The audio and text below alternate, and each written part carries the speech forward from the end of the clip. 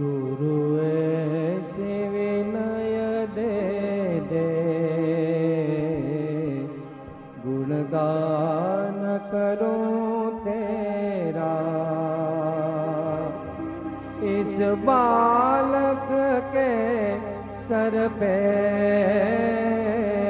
गुरु हाथ रहे तेरा। गुरु ऐसे विनय दे दे, गुणगान करूं तेरा। इस बालक ભાવ જેમ સમ્યક દર્શન જ્ઞાન ચારિત્ર એ આત્મા કરે છે, તેમ ક્રોધાદિ ભાવ એ પણ આત્મા જ કરે છે.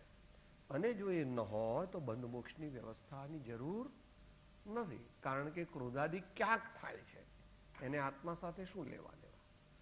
તો એ તો માત્ર એટલું કે દ્રવ્યનો નાશ કરવાની ક્રોધની તાકાત નથી, દ્રવ્યનો સ્વભાવ બદલી ન શકે. પણ આખો મોક્ષ માર્ગ શું છે? આત્મસ્થિતિને સમયસર બંને કહે છે કે કર્મ બંધ ક્રોધાદિથી હણે ક્ષમાધિકતે પ્રત્યક્ષ અનુભવ સર્વને તેમાં સો. તો મોક્ષ માર્ગ શું છે આખો? કે ક્રોધાદિનો પર્યાયમાં નાશ કરવો અને ક્ષમા આદિને પ્રગટ કરવા. આ ભેદ નહીંથી ચાલે. અભેદ નહીંથી તો આત્મામાં ડૂબી જવું. આત્મામાં ડૂબવાનું તો મુખ્યપણે 7મા ગુણ સ્થાન અને ત્યાર પછી છે.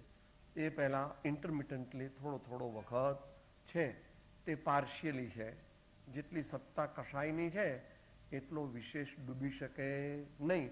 એ સિદ્ધાંત સાથે કાયમ મેળ રાખીને સમજવું જોઈએ. નિશ્ચય એટલે નહીં, એ પરમ શુદ્ધ નિશ્ચય.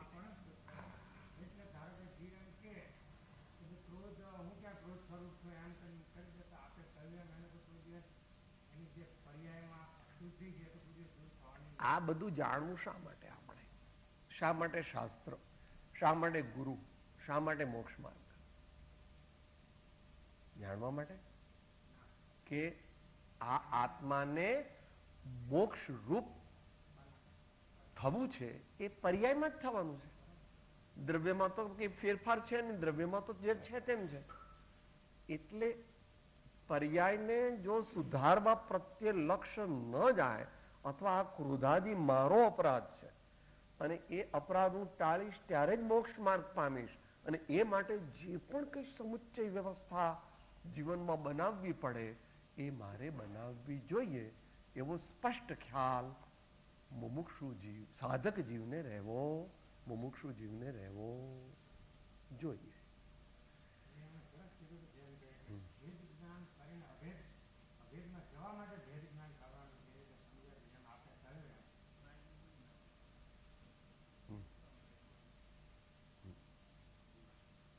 એટલે આટલું ક્લિયર થયું હોય બધાને તો બરાબર છે.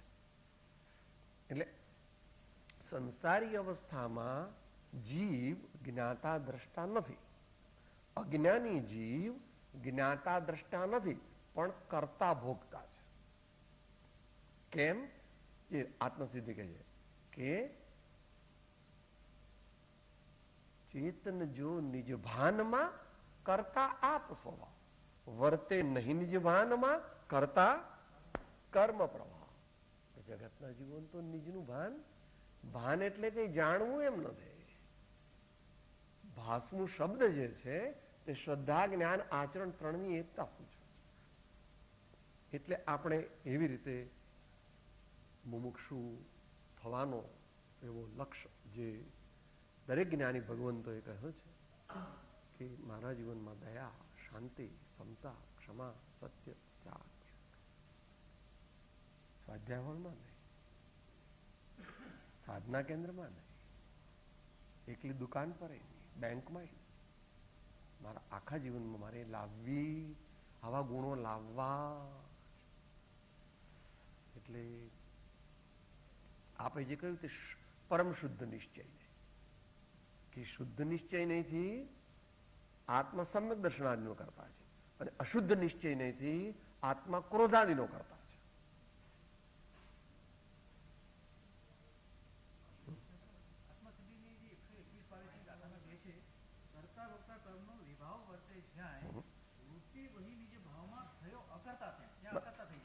બરાબર છે, પણ કેટલો નહીં, એ ગુણસ્થાન અનુસાર સમજવું પડે. અકર્તા થયો તો ચોથા ગુણસ્થાને કેટલો અકર્તા થયો? ચોથા ગુણસ્થાન પ્રમાણે. હા, હજુ એને અપ્રત્યાખ્યાન, પ્રત્યાખ્યાન ને સંજ્વલન નો બંધ છે. શું? પછી પાંચમા ગુણસ્થાને એટલો થાય કે અપ્રત્યાખ્યાન વર્ણિનો નાશ કર્યો. છઠ્ઠા ગુણસ્થાને પ્રત્યાખ્યાન વર્ણિનો નાશ કર્યો. સાતમા ગુણસ્થાને સ્થૂળ સંજ્વલનનો નાશ કર્યો. અને પછી શ્રેણીમાં સૂક્ષ્મ સંજ્વલનનો નાશ કરે છે. 12મા ગુણસ્થાને સર્વ પ્રકારે એ જ્ઞાતા દ્રષ્ટા બની ગયો. એટલે ભગવાને એનું એવું નામ આપ્યું કે વીતરાગ છદ્મસ્ત. અને પછી it's question of trillionth of a second or billionth of a second or millionth of a second or second or few seconds or maybe up to few minutes. એટલામાં એને કેવળ જ્ઞાન ટકી જાય છે. પણ ત્યાં પુરુષાર્થ પૂરો થઈ ગયો. 12મા ગુણસ્થાનને જે ટચ થયો એને કેવળ જ્ઞાન લેવું જ પડે, એવો નિયમ. 12મા ગુણસ્થાનથી પાછું વળવી શકાય નહીં. જેમ ક્ષાયિક સંકિત થાય તો પછી કે હવે મારે મિથ્યા દૃષ્ટિ પણ થવું છે, તો કે હવે ન થવાય. ક્ષાયિક સંકિત જીવ હોય એ મિથ્યા દૃષ્ટિ થઈ શકે નહીં. એમ 12મા ગુણસ્થાનને ટચ થયો પછી એને મુનિપણું આવે નહીં, એને કેવળ જ્ઞાની જ થવું પડે. એટલે એ જે કરતા ભોગતા કર્મ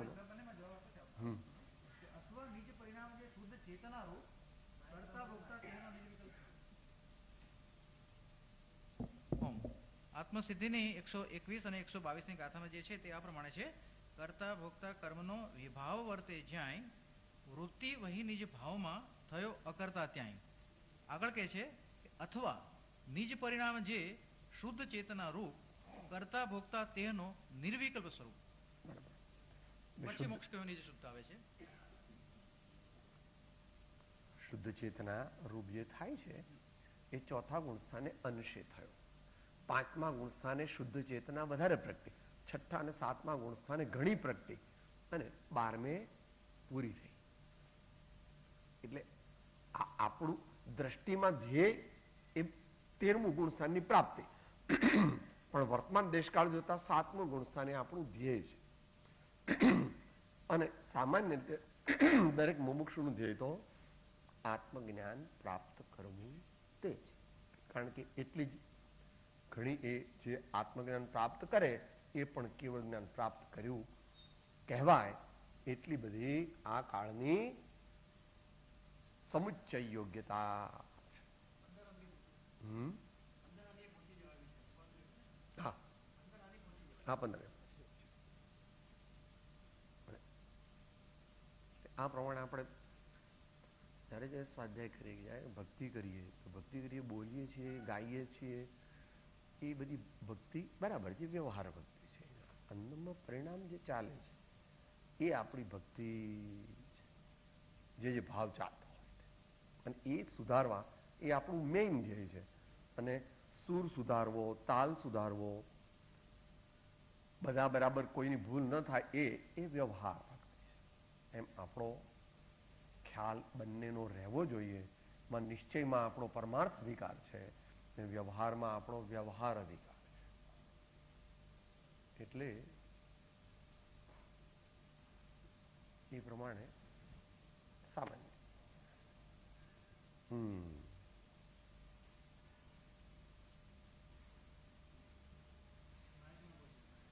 કઈ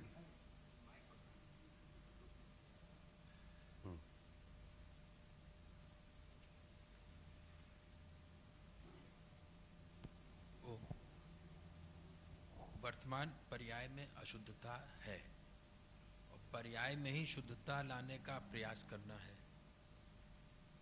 शुद्ध आत्मा का अभी भान नहीं है तो सबसे सरल, सहज और प्रैक्टिकल कैसे करें?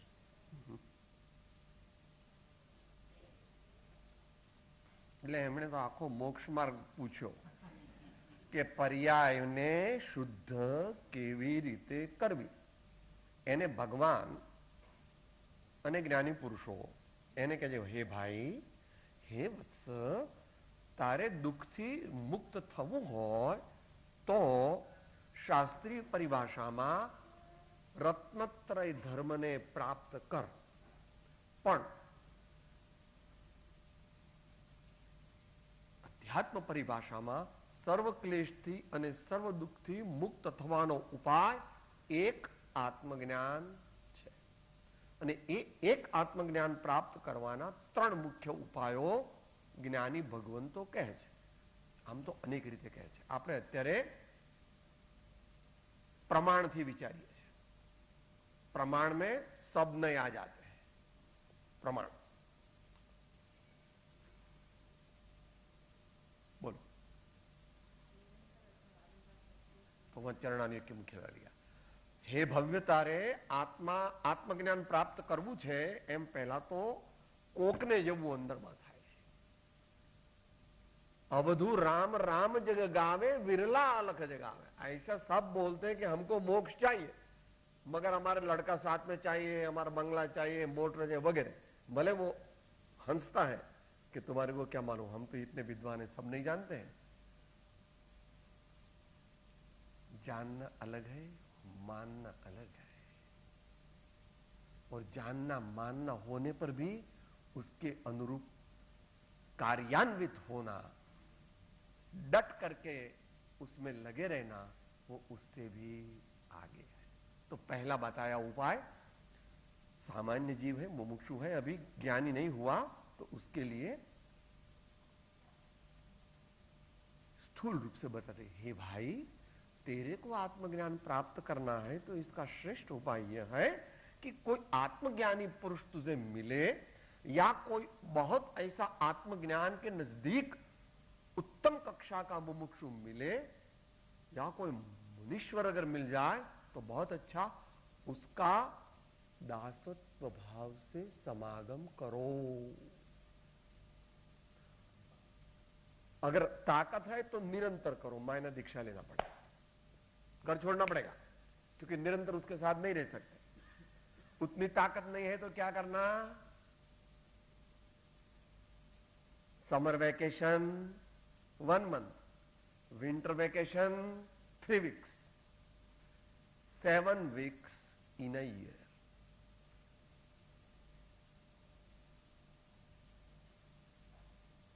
सत्संग की उपासना करना, सदगुरु के बोध की उपासना करना, सदगुरु की उपासना करना, इसका बहुत बड़ा विस्तार है.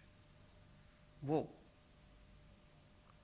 शिक्षा पाठ 24 से जानना और पत्रांक 609 से जानना. और बहन जी ने वो लिया था सदगुरु प्रसाद में कहा, संत कृपा थी छूटे माया काया निर्मल थाय जोने. श्वास से सुमिरन करता 5 पातक जाय जोने. श्वास से सुमिरन करता 5 पातक जाय जोने. ત્યાં કાયા એટલે આત્મા.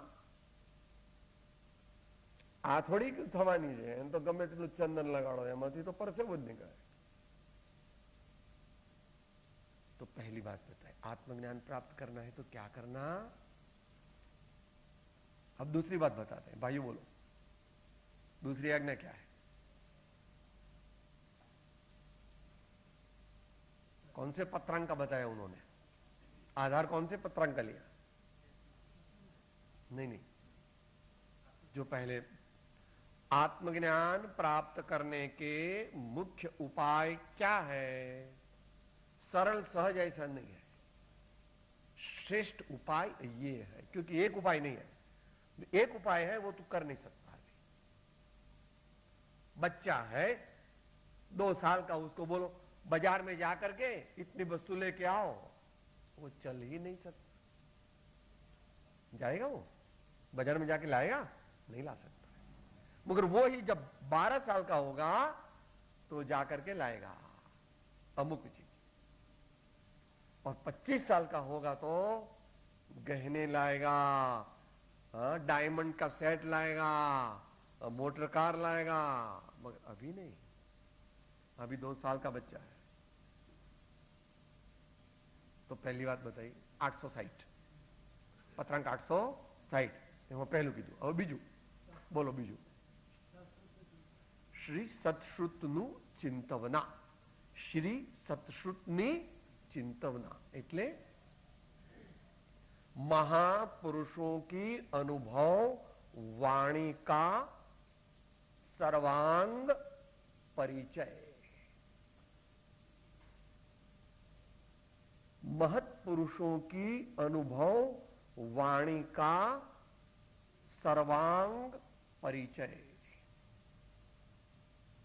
इसको कहते बोध. बोध उपदेश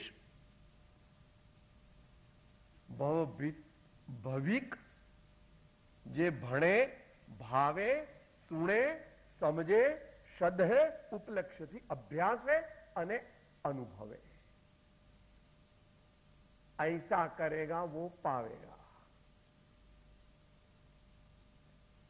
तो चालू करो. ऐसा कहते આપણે સાદી ભાષામાં વાત કરીએ. તમે વિદ્વાન લોકો શું કહેશો? વાચના કરો, પૃચ્છના કરો, अनुप्रेक्षा करो, आमनाय करो, धर्मोपदेश करो. ठीक है, आप विद्वान की भाषा में बोलो, हमें इतराज नहीं है.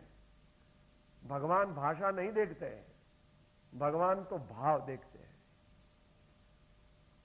मारुष मातुष ऐसा जानने वाला भी अपवाद रूप से केवल ज्ञान को प्राप्त हो सकता है. वो मुख्य मार्ग नहीं है, मगर हो सकता है.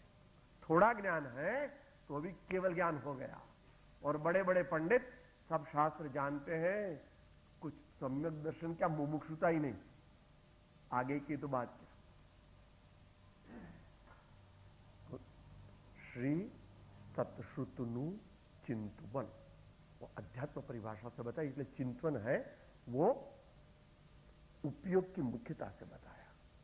तो वहां सब समझ लेना, क्योंकि ज्ञानी भगवंतों का समागम किसी भी मनुष्य को कायम नहीं मिल सकता. अपना जीवन भी समर्पण कर दे तो बोल रहे हैं आप बाहर बैठिए, मैं मेरा ध्यान करूंगा, 1 घंटे के लिए मैं किसी को मिलूंगा.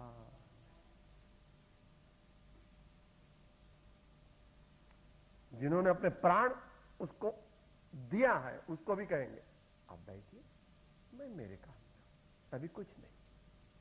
आप अपना लेसन करो, आप अपना स्वाध्याय करो, आप अपना अध्ययन करो, मैं मेरा अध्ययन करता हूं. ऊंचा अध्ययन करते हैं, उसको अनुप्रेक्षा कहते हैं, उसको सामायिक कहते हैं, उसको प्रतिक्रमण भी कहते हैं, उसको सर्वोच्च साधना कहते हैं. कितनी सर्वोच्च? सामायिक सम नाही और को वैर मिटायक, सामायिक सम नाही और कोई मैत्रीदायक. એટલે મને શું કીધું? क्या कहा? जे भविया तम काज करण उद्यम के धारी, ते सब काज विहाय करो सामायिक सारी. राग दोष मद मोह क्रोध लोभादिक जे सब, बुध महाचंद्र बिलाय जाय तातय की जो अब.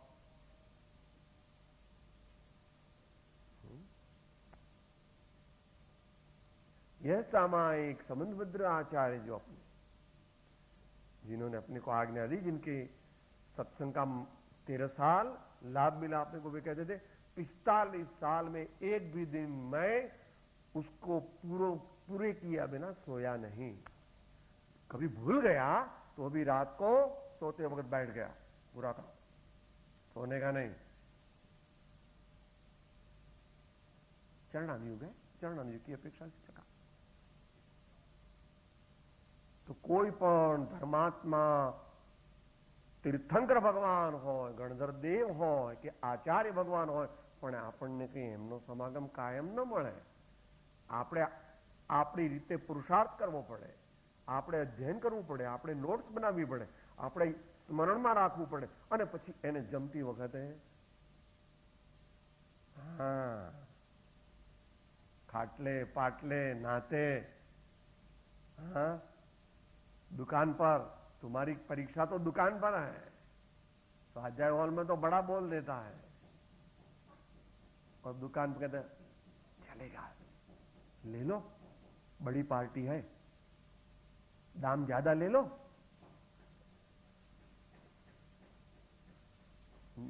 तो दो चीज होती, निरंतर अथवा वारंवार सत्पुरुषनो समागम, सत श्रुतनु चिंतवन, और तीसरी बात गुण जिज्ञासा। यह उपादान को मजबूत बनाओ, उपादान को मजबूत बनाओ, अपने जीवन में ऐसे गुण प्रकट करो, ऐसे गुण की आराधना करो,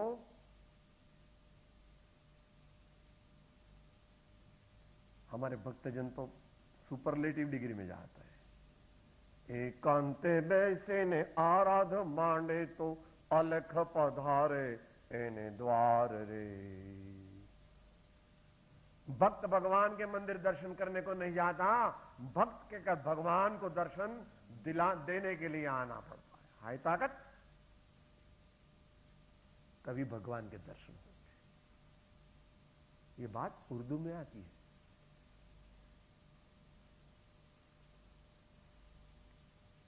खुदा बंदे से पूछे कि तेरी रजा क्या है। खुदा बंदे को पूछता है कि तेरी रजा क्या है। बंदा खुदा को नहीं कहता तुम ऐसा करो, ऐसा करो। एक महापुरुष नहीं कहा, सब महापुरुषों ने कहा। प्रवचन साहब में कहते साधु छत्ता पर सिद्ध जे वो हमारो आप। कबीर कहते के मन ऐसा निर्मल भया जैसे गंगा पाछे पाछे हरी फिरे, कहत कबीर कबीर। अरे कबीर भाई हमारा इतना काम करो, अरे कबीर भाई हमारा इतना काम करो।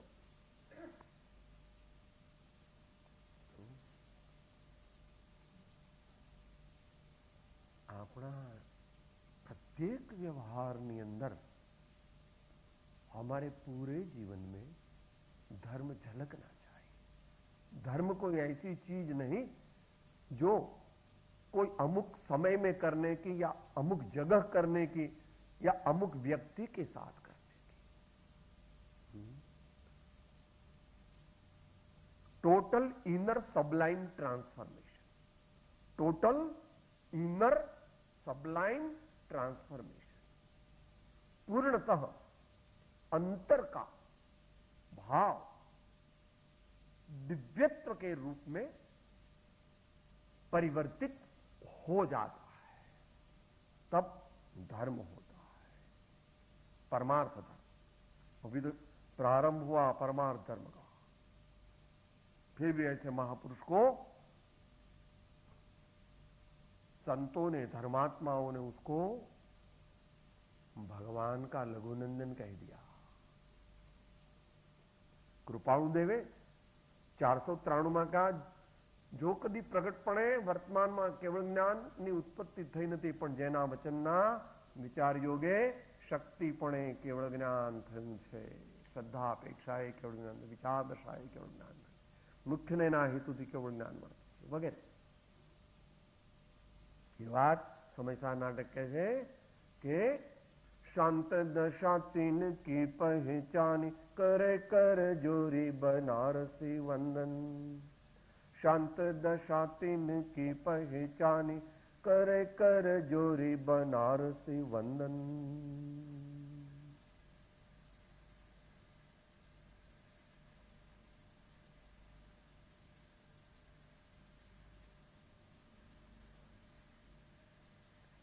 आचार्य आदि होने के लिए तो बहुत गुण चाहिए। वो तो एक भाव में, एक भाव की साधना से नहीं प्रकट हो सकते। एक भाव की साधना से इतने प्रकट नहीं होते। आत्मानुशासन के चौथे के 5वें श्लोक में बताया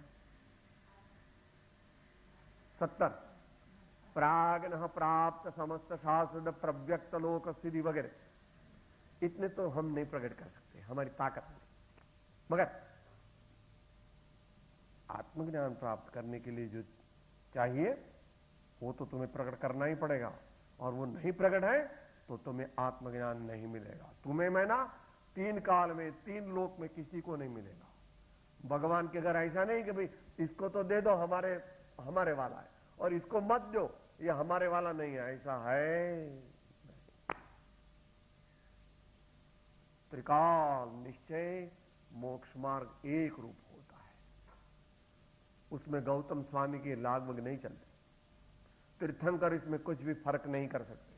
अनंत काल पूर्व जो तीर्थंकरों ने बताया वो ही निश्चय से अभी बता रहे हैं आचार्यादिक वर्धमान स्वामी की आज्ञा से। सिमंद्र स्वामी वर्तमान में महाविद्य क्षेत्र में बता रहे हैं, और आगे अनंत तीर्थंकर होंगे, वे भी इसी चीज को बताने वाले हैं। फिलहाल तो महापद्म तीर्थंकर आने वाले हैं इधर सबसे प्रथम। श्रेणिक राजा का जीव जो महापद्म तीर्थंकर होगा वो इधर आएगा, और वो तीर्थंकर होगा तो वो ये ही बताएगा। ऐसा कुन स्वामी कहते बनेगा था। अरिहंत सौ कर्मो तणो करि नाश एज विधि वड़े, उपदेश पण तेमज करी निरवृत थया नमुते मने। श्रमणो जिनो तीर्थंकरो ए रीत सेवी मार्गने, सिद्धि वर्या नमुते मने निर्वाण ना ते मार्गने। कितना भाव है। भगवान को नमस्कार नहीं करते, मेरे स्वामी जहां चले उस मार्ग को भी मैं नमस्कार करता हूं। अभी हमारा हृदय पत्थर है, इसलिए वो कहते हैं अपने गुरु की बड़ाई करते। इसमें क्या है, सब अपने गुरु को बढ़ाते हैं। ऐसा नहीं, ये हमारे गुरु नहीं है। तीर्थंकर हमारे नहीं है। तीर्थंकर किसी की बपोती है क्या? तीन काल में तीन लोग के सब जीव सुखी हो, मगर हम तीर्थंकर को जानते ही नहीं, मानते भी नहीं। ये तो कभी हमारे तीर्थंकर है, हाँ? શાંતિભાઈનું પદ જાણવા જેવું છે। મહાવીર કેવળ જૈનો ના નથી, પણ આખી દુનિયાના। સૂર્યના કિરણ તમારા નથી, હવા તમારી નથી, એમ तीर्थंकर भगवान या महान संत किसी के होते नहीं है, वो समस्त विश्व के है। उसको किसी जीव से कुछ भी अंतर में मतभेद नहीं। उसको गाली देने वाला, उसका खून करने वाला, उसको भी कहते परम कल्याण होगा, आपका परम कल्याण होगा।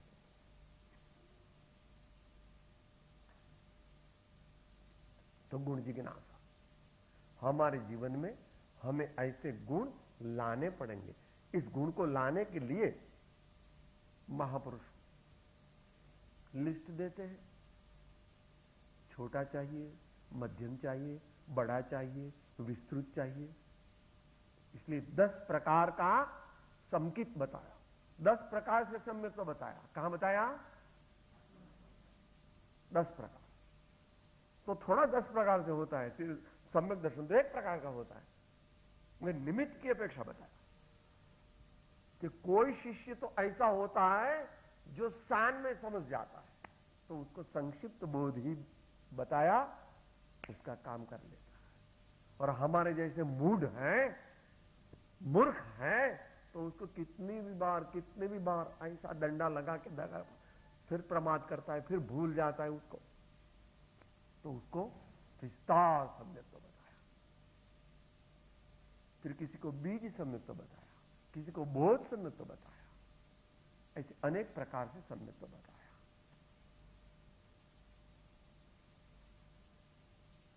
तो गुण जिज्ञासा हमारे जीवन में प्रोग्राम होना चाहिए एकदम। इस हफ्ते का प्रोग्राम, इस महीने का प्रोग्राम, इस क्वार्टर का प्रोग्राम और इस वर्ष का प्रोग्राम।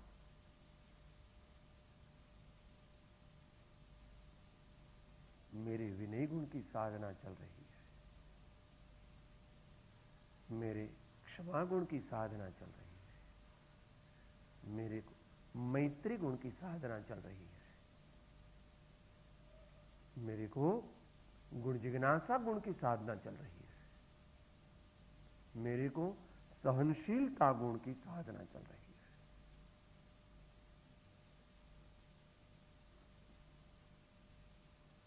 मेरे को विशाल दृष्टि गुण की साधना चल रही है, मेरे को सरलता गुण की साधना चल रही है।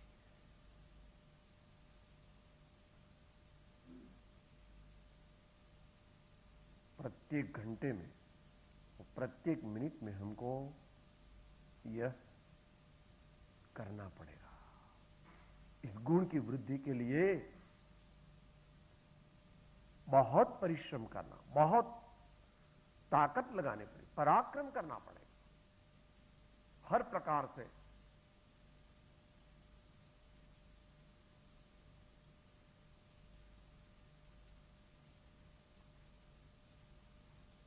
वो अमर मुनि जी का अच्छा है, जीवन सेज नहीं सुमनों की सो जाओ खर्राटे मां, जीवन है संग्राम निरंतर प्रतिपद कष्टों की वर्मा, दृढ़ साहस के धनी कर्मरत जो रहते हर क्षण बेदार, वही पहुंचते हंसते हंसते विजय श्री के स्वर्णिम द्वार।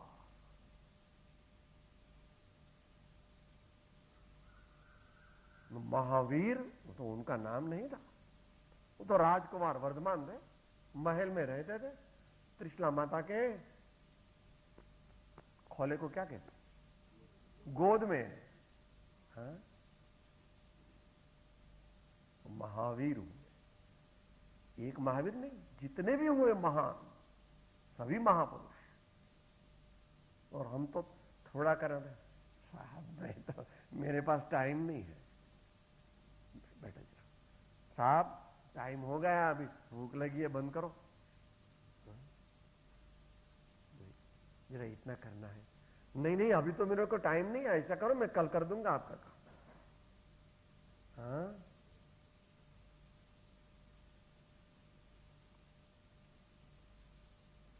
तो सबसे, तन से, मन से, धन से, सबसे ऐसा गौतम स्वामी ने किया, तब उनको प्राप्त हो गया। मगर थोड़ी गलती रह गई तो भगवान के रहते हुए केवल ज्ञान नहीं हुआ। गलती नहीं थी हमारी दृष्टि में, मगर भगवान की दृष्टि में गलती थी। उनको कोई ऐसा कोई बड़ी भूल तो नहीं थी, मगर भगवान के प्रति व्यक्तिगत राग तो नहीं छोड़ सके, वो केवल ज्ञान नहीं हो सकता है। 24 घंटा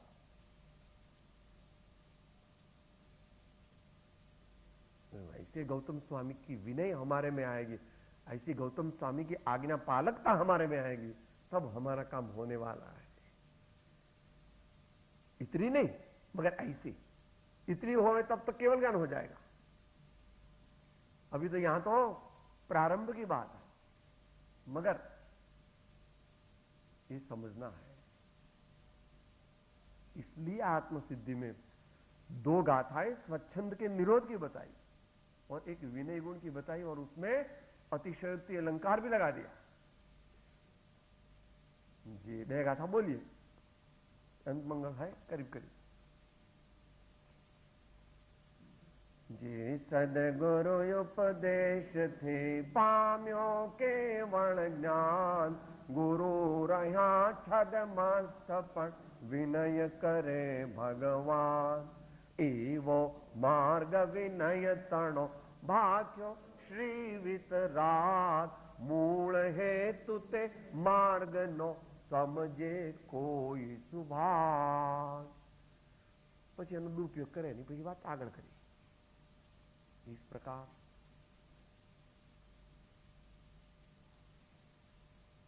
आत्मज्ञान की प्राप्ति के उपाय की बात हुई। निरंतर और बारंबार सत्पुरुष के समागम की उपासना दासत्व भाव से करनी चाहिए।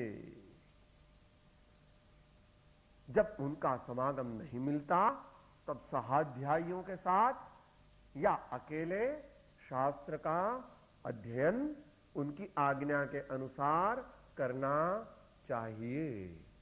और ये सब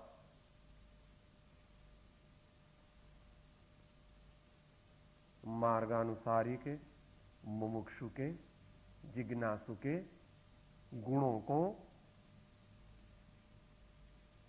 साधते साधते करनी चाहिए, उसकी साधना करते करते करनी चाहिए। इसलिए वेदांत परंपरा में ब्रह्म ज्ञान के अधिकारी नहीं गिने हैं। जिसके पास षट संपत्ति नहीं उसको ब्रह्म ज्ञान नहीं दिया जाता है। वो विषय लिया था उधर। विवेक, वैराग्य, श्रद्धा, समाधान, उपरति और तितिक्षा, जिसके जीवन में ये गुण प्रकट नहीं हुए हैं उसको ब्रह्म ब्रह्म कितना भी आत्मा का बोध दो वो कुछ भी सफल होने वाला नहीं है। गुरु को भी ऐसा बोध नहीं देना चाहिए, उसको उसकी कक्षा के अनुसार बोध देना चाहिए। यही 506 में आया। और किस प्रकार से सत्पात्रता उपदेश बोध को कन्वर्ट करके ऐसी स्थिति पैदा करती है कि सिद्धांत बोध अंतर में उतर जाए, वो ट्रांसफॉर्मेशन मोडस ऑपरेंडी 506 में बताया है। वो बार बार उसको पढ़ करके अपने जीवन में उसका प्रयोग करना चाहिए। इस प्रकार आत्मज्ञान को प्राप्त करना है तो उसके लिए उसके अनुरूप सत्पुरुषार्थ भी करना चाहिए।